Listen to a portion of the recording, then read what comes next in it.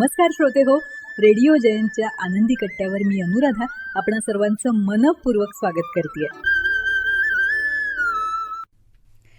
श्रोते हो, संत तुकाराम महाराज आपल्या एका अभंगात म्हणतात, निंदकाचे घर असावे शेजारी. याचा अर्थ असा की आपल्यावर जो टीका करतो, आपली जो निंदा करतो, तो आपल्या जवळ हवा, आपला शेजारी हवा. कारण अशा व्यक्तीमुळे ना आपल्याला आपल्या चुकांची जाणीव होते आणि आपण ठरवलं तर त्या सुधारूसुद्धा शकतो. बघा ना, आपल्याला आपल्या स्वतःच्या चुका कधीच दिसत नाही. नेहमीच आपण स्वतःला अगदी परफेक्ट 100% बरोबरच आहोत असं वाटत असतं. स्वतःची सुधारणा निंदक आपल्याला जेव्हा चुका दाखवतो तेव्हाच होऊ शकते. निंदेनं काय होतं तर अहंकार नष्ट होतो. कारण निंदा ऐकून घेण्यासाठी संयम हा फार महत्त्वाचा असतो आणि संयम असेल तर तेव्हा अहंकार आपल्यापासून दूर जातो.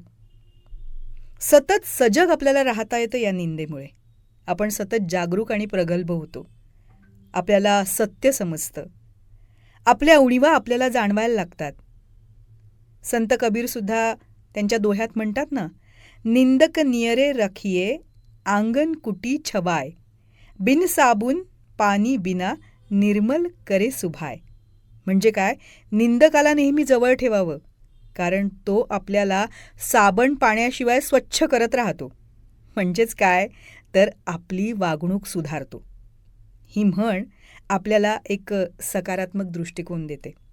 तो म्हणजे निंदा ऐकून चिडण्यापेक्षा, निंदा करणाऱ्या व्यक्तीचा रागराग करण्यापेक्षा ती स्वीकारून आपल्यात सुधारणा करणं हेच खरं शहाणपण आहे.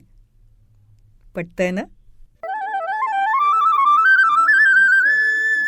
तेव्हा श्रोते हो, हा होता आनंदी कट्ट्यावरचा आजचा सुंदर विचार. तुम्हाला तो कसा वाटला याविषयीची तुमची कमेंट बॉक्समध्ये नक्की लिहा.